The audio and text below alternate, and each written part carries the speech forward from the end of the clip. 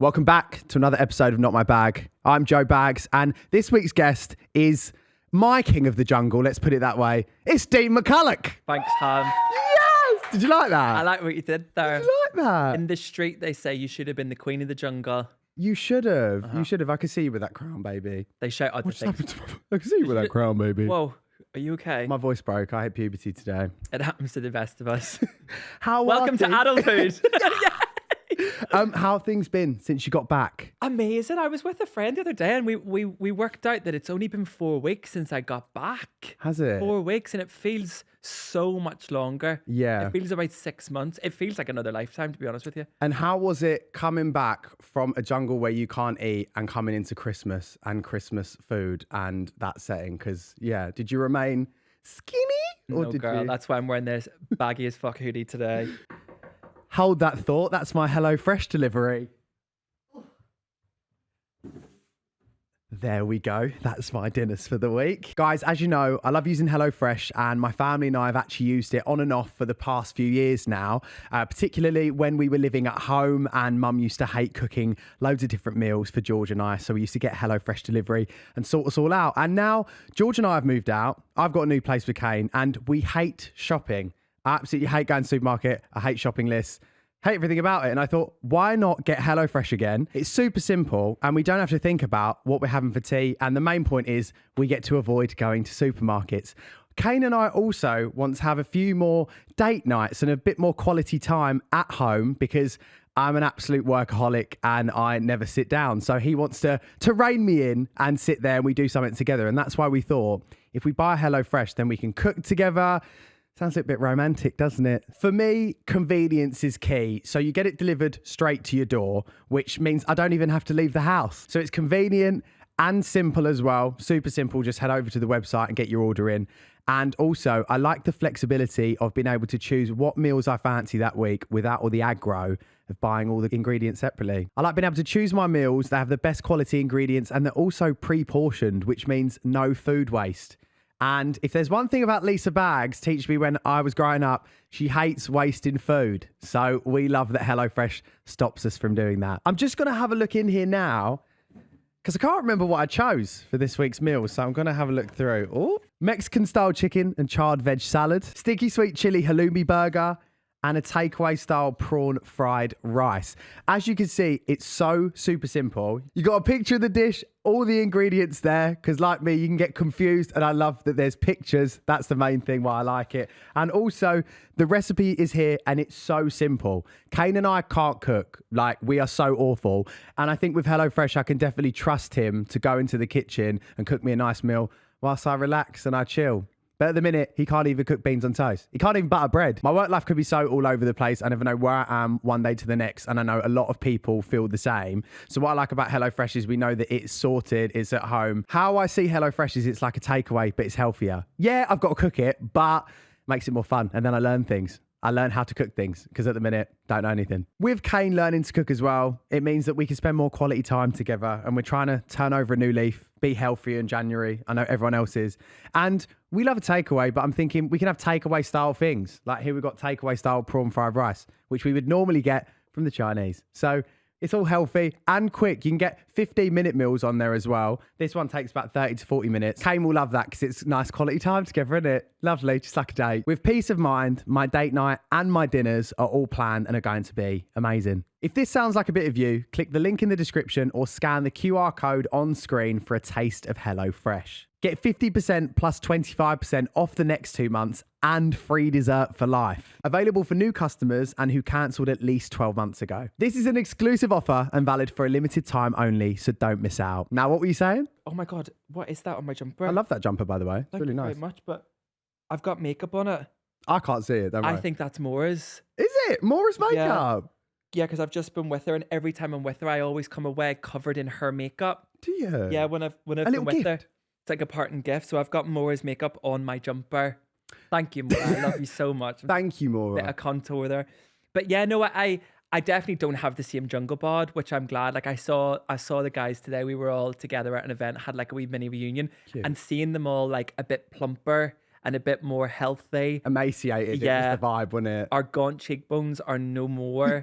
But like at Christmas time, eating all the food, it was such a good excuse because, when you're just like, oh, I really shouldn't have that box of chocolate. I really shouldn't have that extra mince pie. Yeah. But my excuse was, I've just been in the jungle for the last 4 weeks. I'm going to eat it all. But you'd be surprised. Like, I didn't have a huge appetite when I came out. Right. Danny, when he came out, he completely ignored what the medics told us and he just ate everything. Because your stomach must shrink, no? It shrinks. Yeah. All we did in there was talk about food. I It can was imagine. like what we're going to eat when we get out, what we'd really fancy. Oh, and we'd all be sat around and we'd just sit in silence, sometimes just staring at the fire.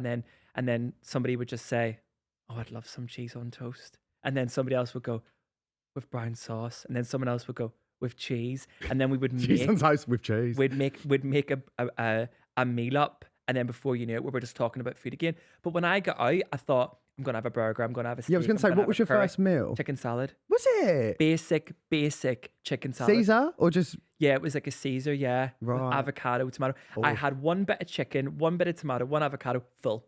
Really? The jungle diet is I real. kind of love that though. I wish that was my excuse over Christmas. I was a hound. Were you? Yeah. What were you baby. eating? Everything. Cheese was my downfall this year. Camembert, full ring to myself. Kane and I would like 2 baked camemberts just going ham. Is that what we're calling it now, boys?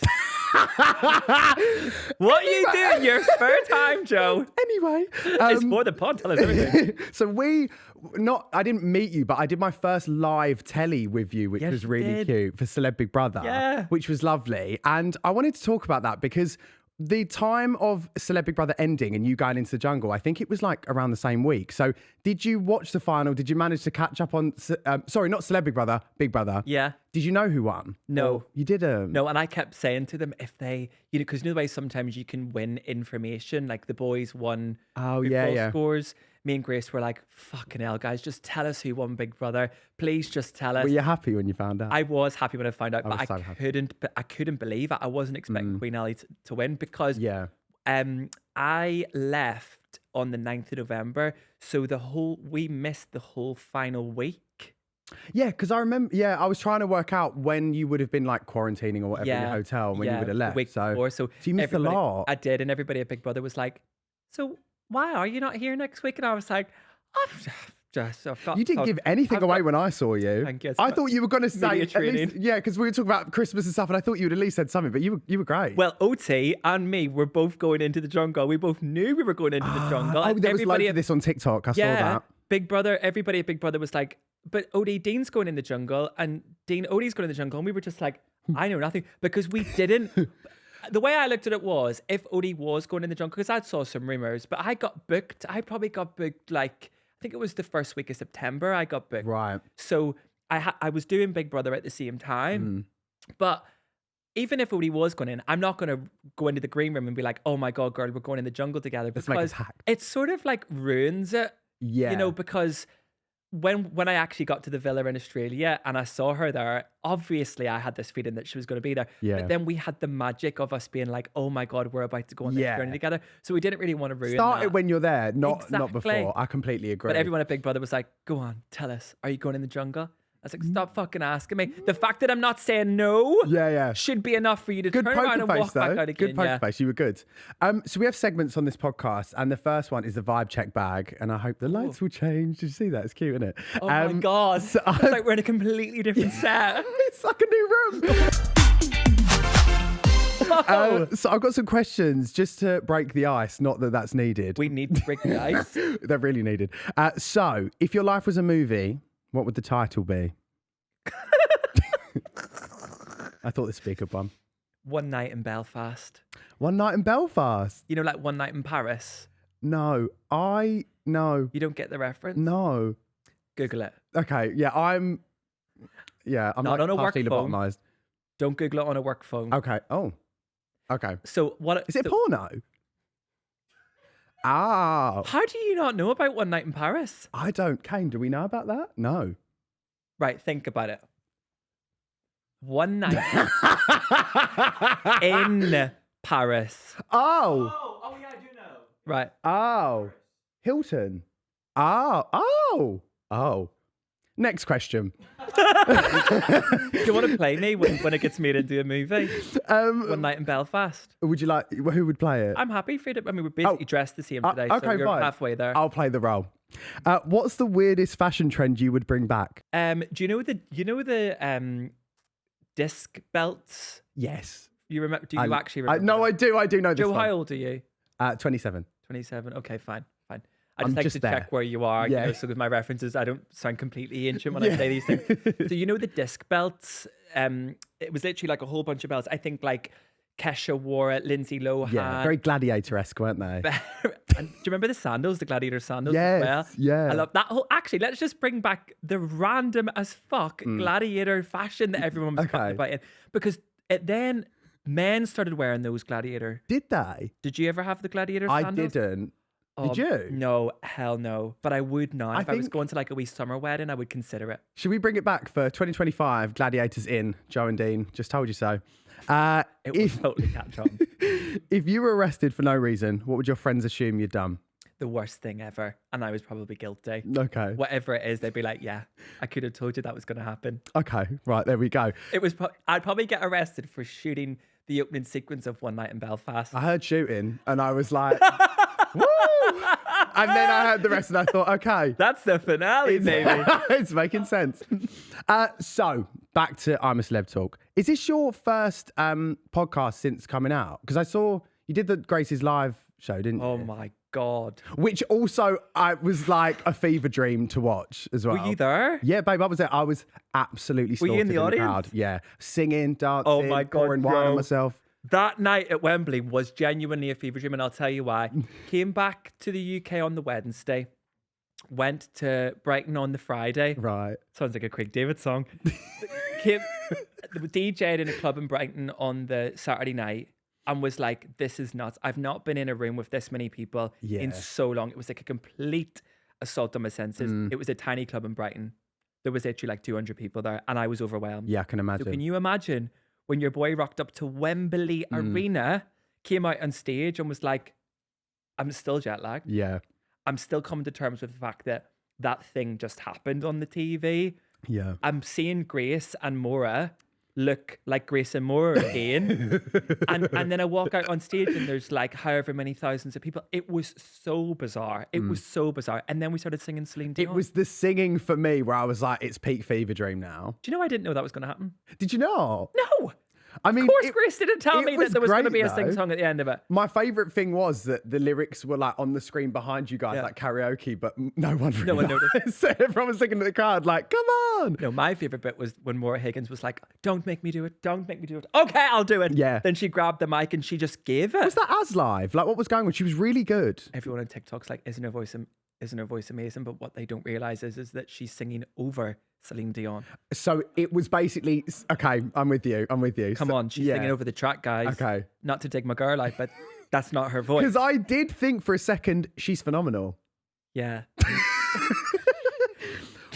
We move on. Listen. We move on. So you mentioned before about you finding out that you were going on the show in September. Yes. Was it quite a quick process? Like, how did that come about? I literally was on holiday in Ibiza. Oh, gorgeous. And when I came back from my holiday, I just had this feeling. My best mate had said to me, when's Freddie coming home to Manchester? Because he was staying at my mum's in Belfast. And I just got this feeling. I says, I don't know, but there's something telling me that Freddie's not coming home for a while. And she was like, why? I says, I don't know. I just have this feeling that he's going to stay at my mum's for a bit. I've got a feeling that I'm going to get asked to do the jungle. Right, okay. But there had been no mention of it prior. I met ITV years ago about the jungle, 2 years ago. And I know the team and we've worked together on other things, Love Island and podcasts and stuff like that. But it wasn't even a thing, right? Then my agent called me. I got back on the Sunday and my agent called me on the Monday and said, you've got a meeting at ITV on Thursday about the jungle. And I went, Oh my God, not oh my the God. premonition. And I wasn't even shocked. Yeah. I was obviously shocked that they wanted to see me for the jungle, but I wasn't shocked that that was going to happen because it was like I something could had almost fallen feel it. into I was like, place. this is so weird. Yeah. It's like I dreamt that this was going to happen when I was in Ibiza. So we met on the Thursday at ITV, went in. We didn't talk about the jungle. We just sat and gossiped for Yeah. like over an hour and just had the crack. And then the wait began. The wait. How long was the wait? 6 long weeks. Was it? 6 long weeks. Yeah. And like I really put you through it, didn't they? They really did. And I was trying not to do that really annoying thing where I call my agent every day, like, so have they called yet? Was it hard to plan things in advance, like potentially knowing? Was it like obviously run up to Christmas, parties, all that? And you kind of just sat there like... No, because I in my heart, I was like, I would love to do this. It would be amazing. If it happens, it happens. If it doesn't, it doesn't. I'm not the type of person that's like chasing it. And if it doesn't happen, my life's going to end. Yeah. But equally, I was like, I would really love that experience. And the more time went on, the more I thought, God, that I can really see that happening when you're like manifesting it every single day and whatever. But then I thought, why would they want me now? Like, then I started to doubt myself, and I'm like, you know, none of that, Miss Diva. None of that. But honestly, I did. My inner saboteur kicked in, where I was like, oh God, no, maybe now is just not my time and whatever. And I was just cracking on with my job, like on the radio and whatever. And then I was boarding a flight to Belfast. I was in the queue at Luton Airport. No way. Shout out Luton Airport. It's actually my least favourite airport. I love Luton. Shut up. So underrated. That's where all the private jets are. I've actually flown on a private jet from Luton before. I'm gonna just pick that up there if you want. Well, I was flying with EasyJet. But it is my least favourite airport. I was flying with EasyJet from Luton to Belfast, and my agent was like, "Where are you?" And it was Friday afternoon. It was about 5 o'clock. Oh, best time to get a call. And I was about to like step on the plane, and he was like, "You're going to be going on another plane in 4 weeks to go to Australia." And I couldn't scream. I couldn't talk to anybody. I couldn't react. Couldn't do nothing. What did I do? React. I had to sit on a plane for an hour and 10 minutes with my phone in airplane mode like that. At least you got to process it. I'm going to Australia. I couldn't believe it. And then what was really beautiful actually was that because I was flying home to see my mum, and my mum was picking me up in Belfast, and I had said to her, "Mummy, I've had a meeting about the jungle," and she was like, "Oh my God, you're going to get it." She'd lit candles. She'd been saying prayers. We're not even in a religious family, but she'd lit all the candles. My house was like Joe Malone. Was it? She was just fucking candles everywhere. She was saying Hail Mary. She was praying to Allah, like any God she could get her hand on. She was praying to him. Obsessed with her. She really wanted me to do it because she knew that, you know, how much it would mean to me and whatever. And then when she picked me up, I get in the car and she was like, "Well, son, how should I have my wee dog with her?" And before we set off to get on the motorway to drive home to her house, I turned around and I went, "Mum, I'm going in the jungle." And she went, because she had both the windows down. Okay. And we just sat and she just kept slapping me in the lap. Oh my God. I was like, oh my God. And we just had the best weekend together, me and her. Yeah. Where like we would just be sat watching like Gogglebox or the shit we watch. and we would just look at each other and we would just burst out laughing. So the fact that I got to have that moment with her and it wasn't on a phone call, it was like our time. It was really special. So we really went on the jungle journey together. That's really sweet. I only told her and my boyfriend. We weren't boyfriends at the time. We were just seeing each other, but I kind of knew that he probably would be my boyfriend at some point. So I did trust him. Trusted source. 100%. He ain't selling that. No, definitely not. And I only told 3 people, and we kept it a secret. And it was really special because I knew that once this gets out, it can come back. So we got to really enjoy not telling anybody. And how did you book it off work? Like, how does that work with your job? I just rang my boss and was like, "I'm going in the jungle, babes." Oh, okay, fine. And they're just. And he was like, "Oh my God.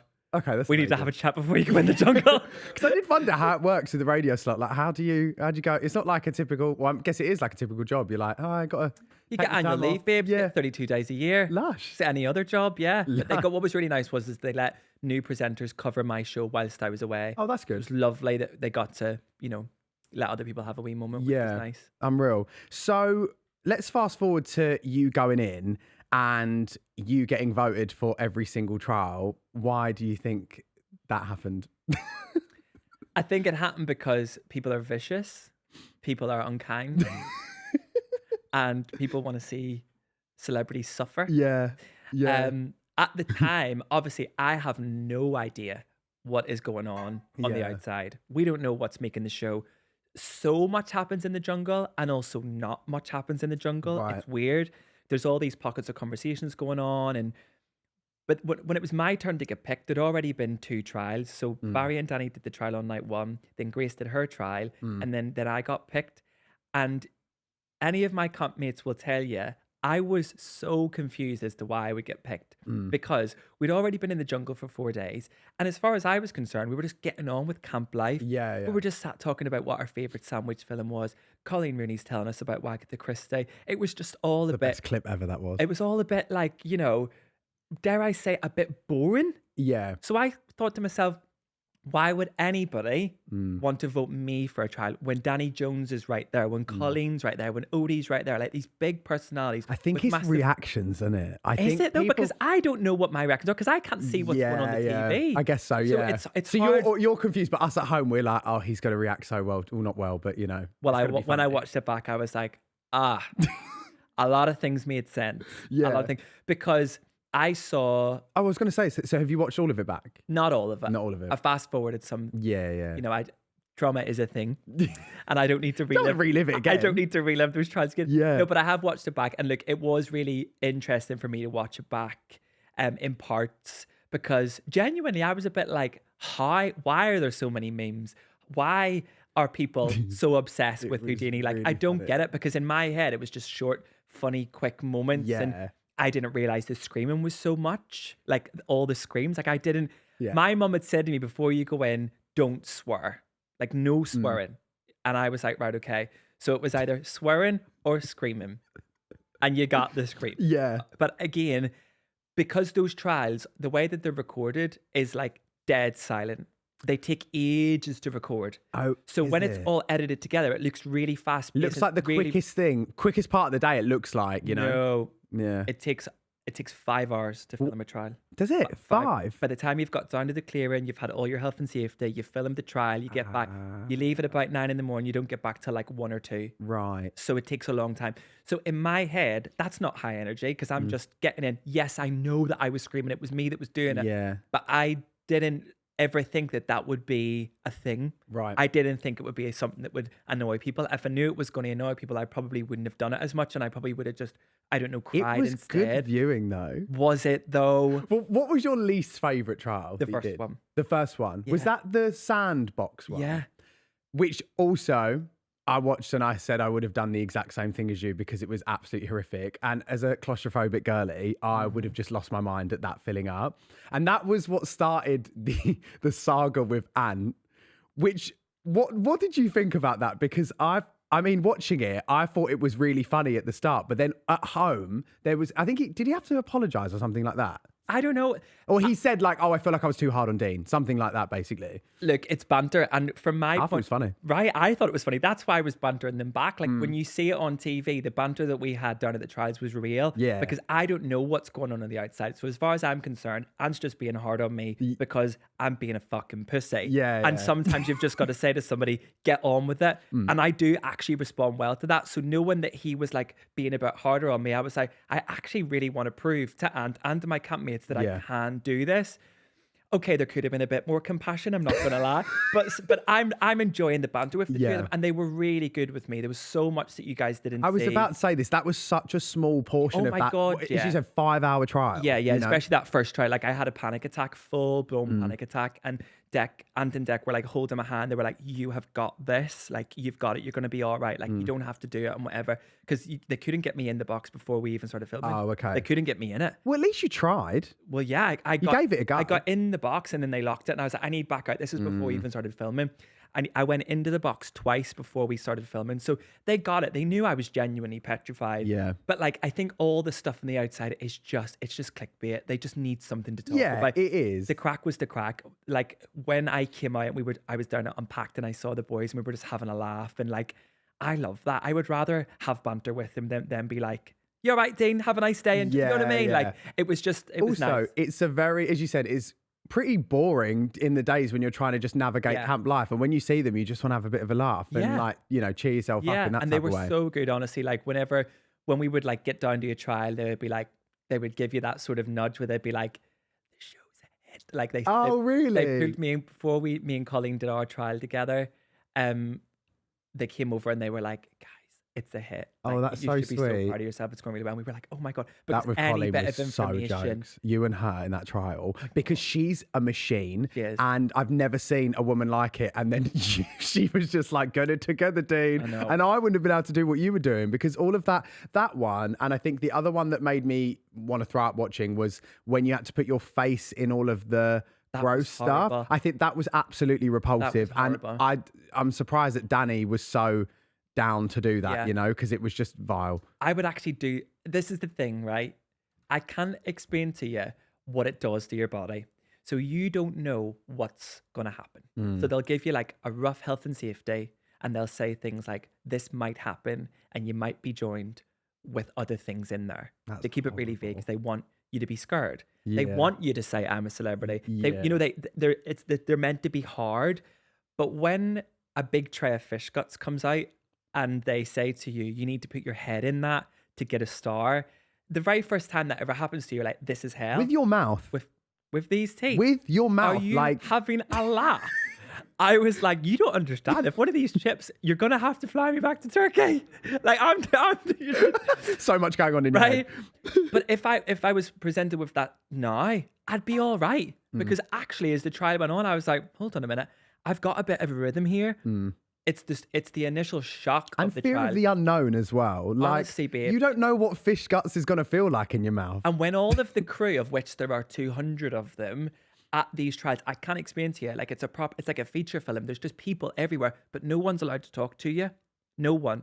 So they're just staring at you like that. Oh, that's they're not even horrible. laughing. That's They're just looking at you, and that creates attention. So then whenever like you have to put your head in something and you've just got to wait there to see what your fate's going to be, that is actually sometimes worse than what it's going to be. You don't know what's falling into that Because you had box. that one where you were doing really well, and then the fish guts hit you, and they were like, why was it the fish guts that did know. it? But I guess the anticipation is the killer, not But the if actual I was thing. to do it again, like if I was to be in that same situation, I'd be like, it's just fish guts, you're going to be all right. Yeah. But in that same trial, I'd busted my lip. Oh, did you? Yeah, that trial took ages again to film, because they had to keep taking you out of a box, then putting you in another one. So it wasn't like a long trial. It was very Yeah. stop-starty.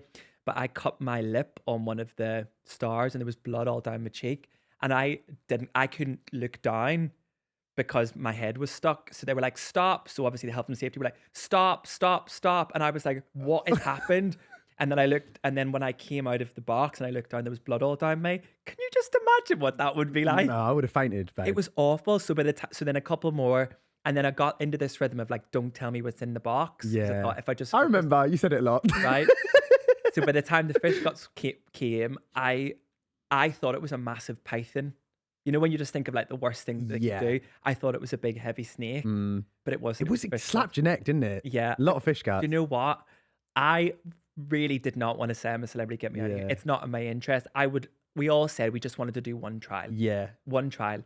I never thought I would get How picked for many did trials. you do, all in all? She did 7. 7. She did 7. That's a lot of trials. It's too babe. much. It's That too is a much. lot No of one trials. wants Give to see some to other people as well. Do you know Thank what I you. mean? That's what I kept saying. Holly was gagging for one. So was Jane. I thought Jane was going to kill someone to do a trial. I was like, please do mine.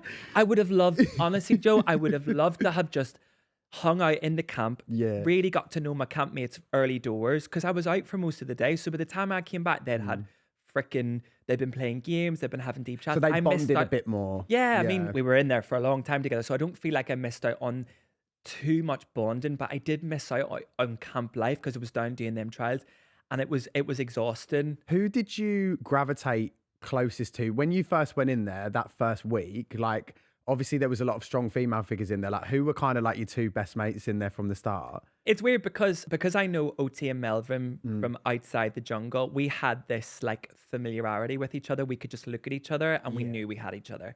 So like I knew Melvin was struggling. I would just look at him and he would know. And it was really nice. That was lovely in hard times. Getting to know people was so easy. Everyone was very open. So it was dead easy. Like you could just sit with any of your campmates and just chat. Everyone was like really nice to chat with. I was always fascinated by Jane's stories. Jane talked about Princess Diana day in, day out, and I love Princess Diana. So I was like, just tell me more. That jumper's a bit of a homage to I was hoping Diana. you were going to say that. You should have wore some little biker leggings and you would have been I've spot got on. them on.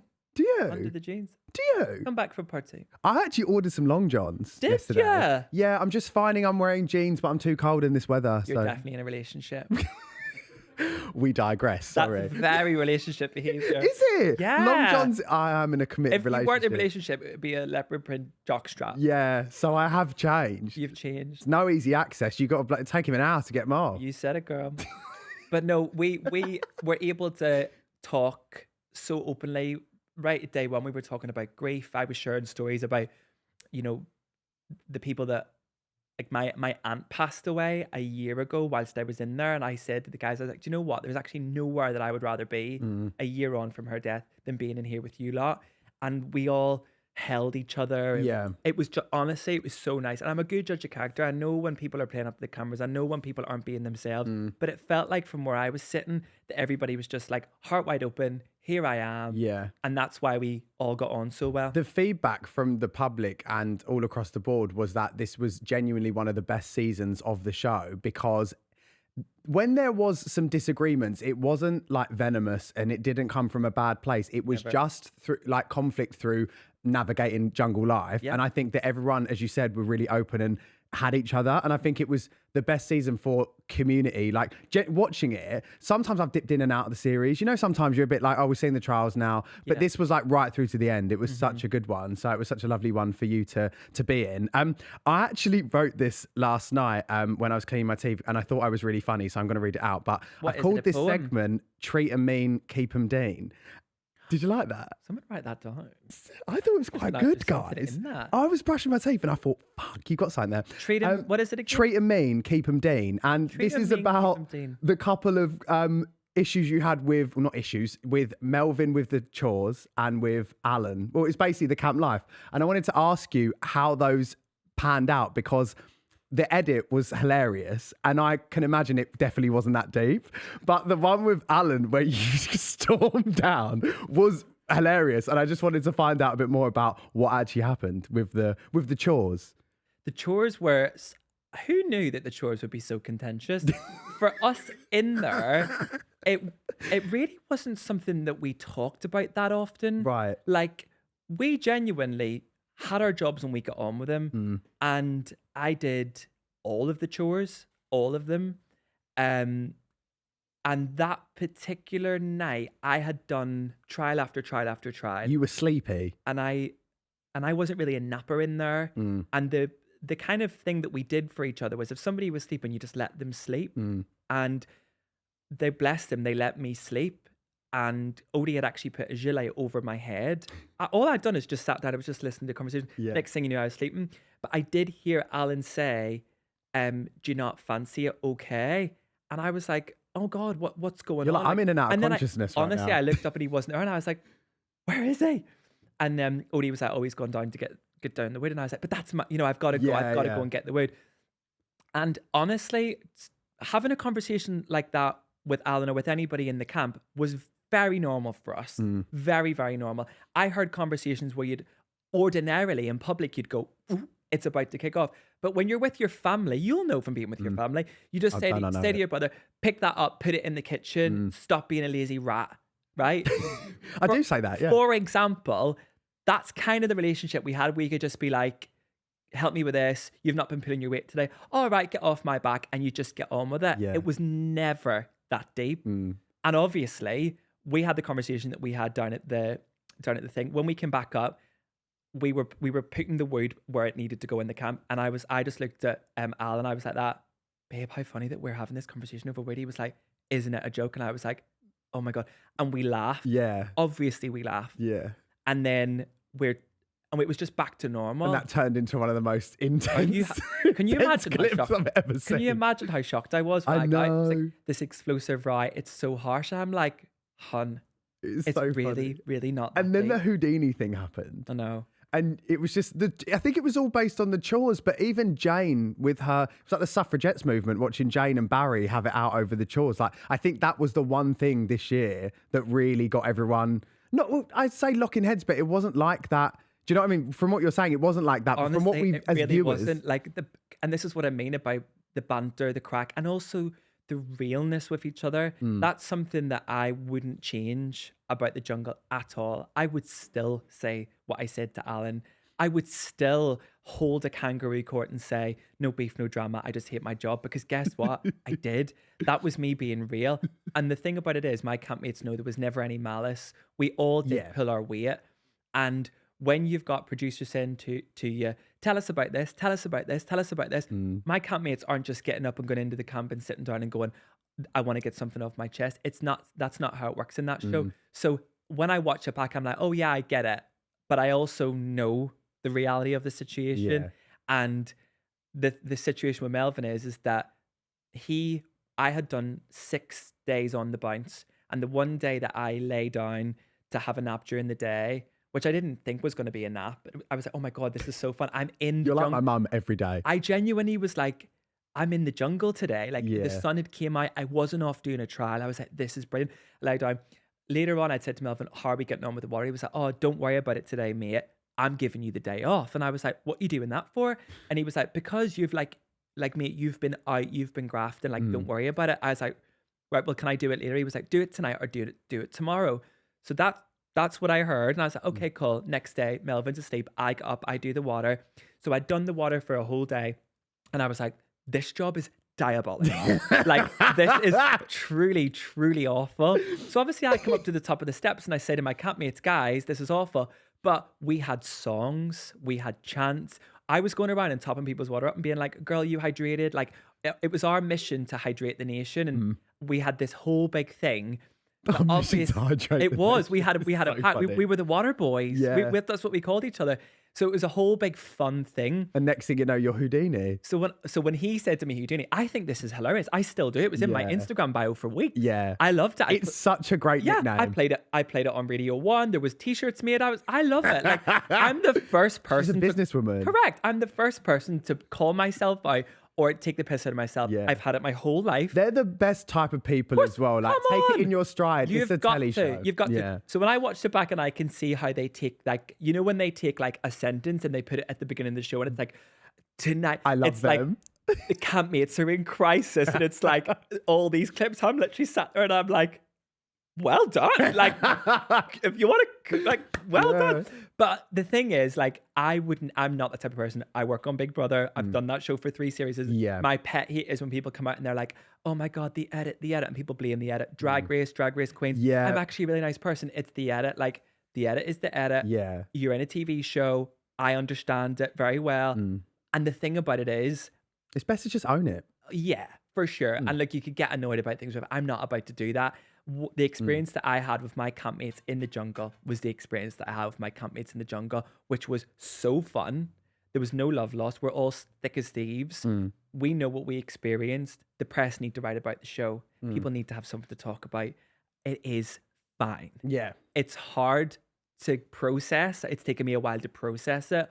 But actually, in my heart, I always knew that there's never been any feuds. There's never been any animosity. And when Al came out of the jungle, and I was like, did your brother tell you? He was like, what is all this about? I was like, I know. Also, I would rather come out and at least have known that I gave it my all, was seen by everyone to be myself and to have like a good role in that camp. And I feel like you did that.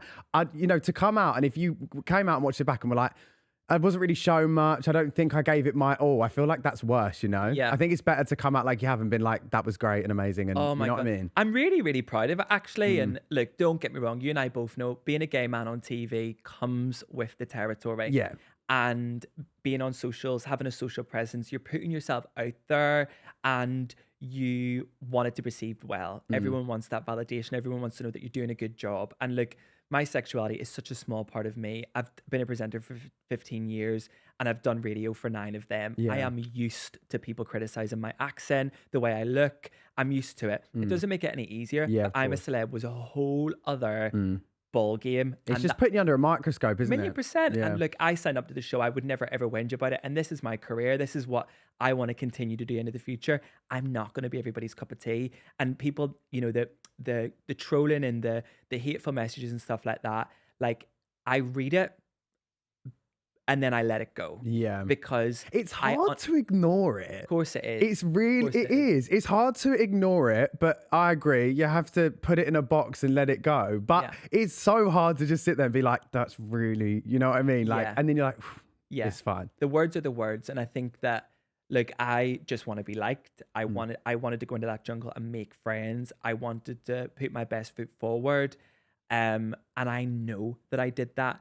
I know that I worked really hard in that camp and did loads of chores I shouldn't have done. I'm not going to spend my time replying to people and saying, or doing videos and be like, look at me, I did. It's just not. Yeah. I'd rather look back. If you know it in yourself, that's the biggest thing. And like, I'd rather look back on that experience and remember how great it was. Yeah. And look, I'm not going to resonate with every single person that watched that show. The great thing is that actually there's a huge amount of people out there that were like, I loved you on I'm a Celeb. And you brought the energy, you brought the fun. And your TikToks like, afterwards were great. And the way you took it in your stride afterwards was hilarious. I was absolutely loving them. They're popping up absolutely everywhere. I was crying inside. It was all an act. It was great. No, but I appreciate you saying that because I know that you get it and you can deep it as much as you want, but really it's just a TV show and everyone's talking about the traders now. So exactly. Everyone's moved on. It's old news, isn't it? Yeah. Would you do it again? 100%. Would you? Joe, I would literally fly there tomorrow. You don't understand. Would you? Yeah, because Mate, would you? Business class flights on Actually, ITV. Fair game. When I got out, they gave me this card that had money on it. Spend on wherever you want. Shut up. I bought a pair of flip flops. Did you? I think it was only thongs over in Oz. No, like sliders. Sliders. I bought some sliders. I don't like the ones in between your toes. Really makes me feel weird. The next time I'm out there, I'll get you a pair of long johns. These are from my friend. He's wearing long johns now. I regret ever saying that on this podcast. So, I've got a segment where you can help. Another segment? Babe. This is a real podcast. It is actually a real fully fledged thing. Can you believe? I'm so glad I said yes. Can you believe? So am I. This one is called the Messy Bag. And that is changed colour again. Oh my God, it's like we're in a whole different set again. Oh my God, where are we now? I don't even know. It looks like Bristol. I don't know what's that. That's not Bristol. Bristol. So you think that's Bristol? I don't know, babe. I've only Have you ever been to Bristol? Only once. No. It's really cute, but that's not Bristol. Okay. Is that meant to be East London? I think it's like Notting Hill. So this is where we get our viewers write in with dilemmas, and then with my guests, I help them, with these things. So I've got 3 here. Are they real or did you make them up? They are real, babe. Are they? They're real. I've always wanted to do this. That's why I'm asking you if they're Are you real. a good agony aunt? Phenomenal. Okay, I right. understand. I've had an argument with my boyfriend's family and I'm not sure how to come back from it. To cut a long story short, my boyfriend's mum is the worst cook on the planet to the point where it's pretty inedible.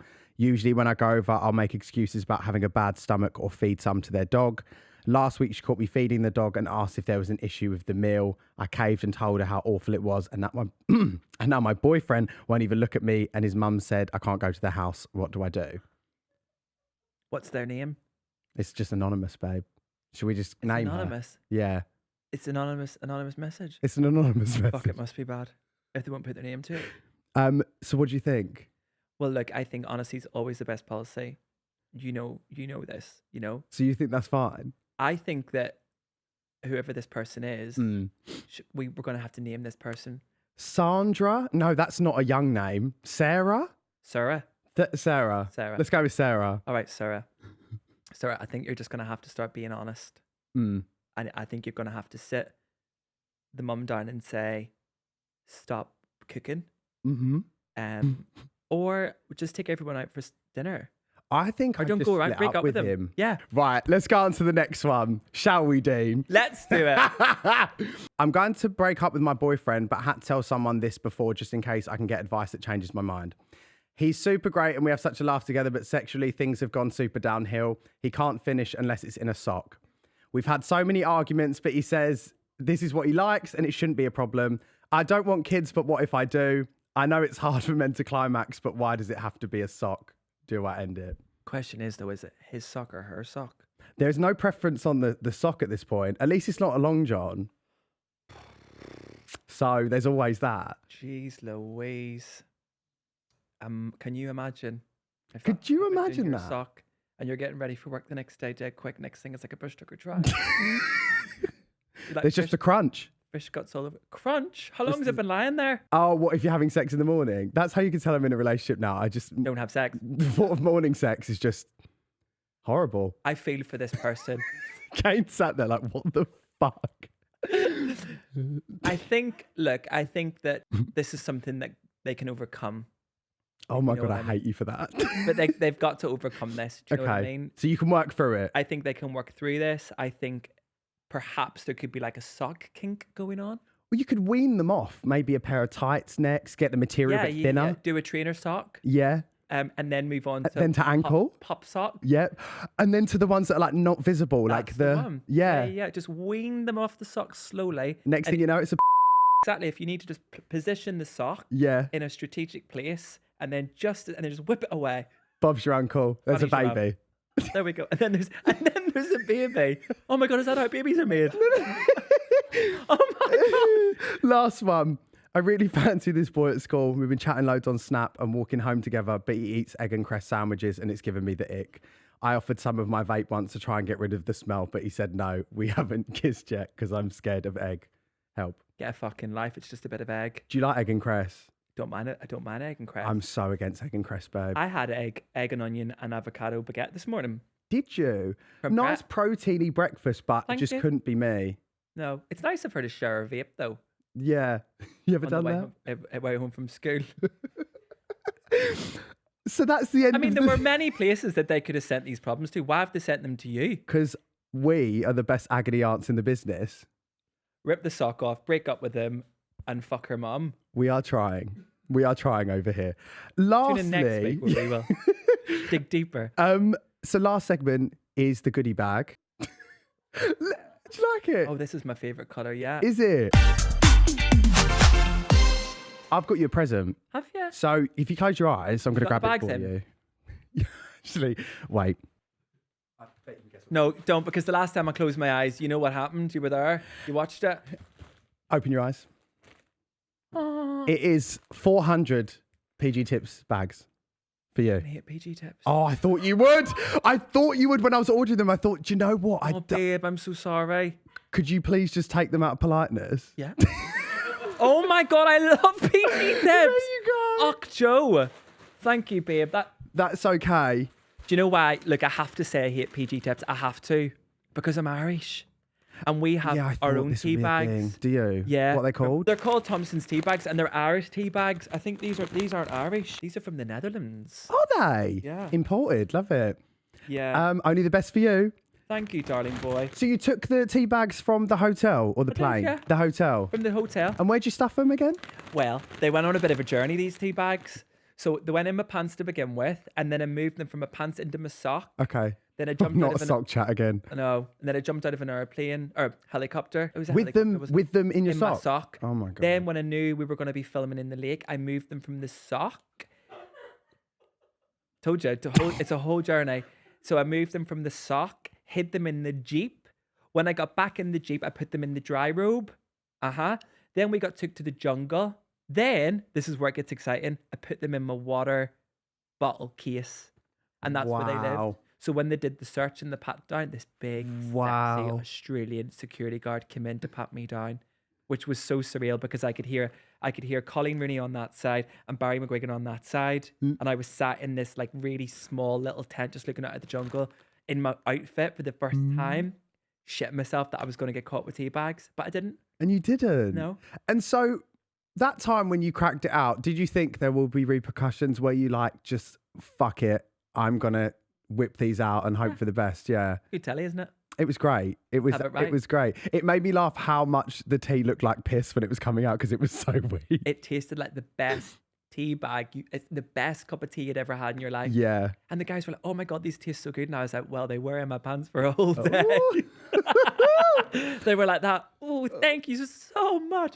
Upon reflection, I wish I had waited a wee bit longer. No, I think it was a good time. I think there was morale boosting was needed in the jungle at that point, you know? Our chops on caffeine. Honestly, we were like that. Oh my God. Forget there's caffeine in tea. There's caffeine in tea, especially those Aussie tea bags down under. They're a lot. Learn something new every day. Well, because we'd only been drinking this smoky, hot, horrible water up into there. Oh, yeah, because it was just hot water with nothing in it. Yeah. That's so gross as well. God, it was horrible. When have you ever gone home and been like, time to boil the kettle for some hot water? Well, hot water is good for you, but not smoky water. It sounds carcinogenic. How would I describe the water? It's like, imagine you've poured an ice tray into a kettle. You're lying. And then boiled it. You're lying. And then drank the water without the ash. That doesn't sound That's what it was like. quite good. Oh, Yeah. it was awful. And on that note of the ashy water, Ashy water. I would like to thank you for coming on. It's been so nice to catch up. Do these lights change of colour again? No, this is it now, I'm afraid. it? I thought you liked this colour. I do like this colour. But I like the Camry of you changing colours. I think it's good. It's cute. We can change them again if you want. I love your set. I mean, your apartment. Thank you for having me. Thank you so much. So are we going to get a branded with PG tips? Oh, we'll have to just dub over when you said you hated it. I love PG tips. And on that note, everyone at PG home, tips. thank you so much for watching. And like, comment, subscribe. We will see you again next week. Bye-bye from me and Dean. Bye, Hans.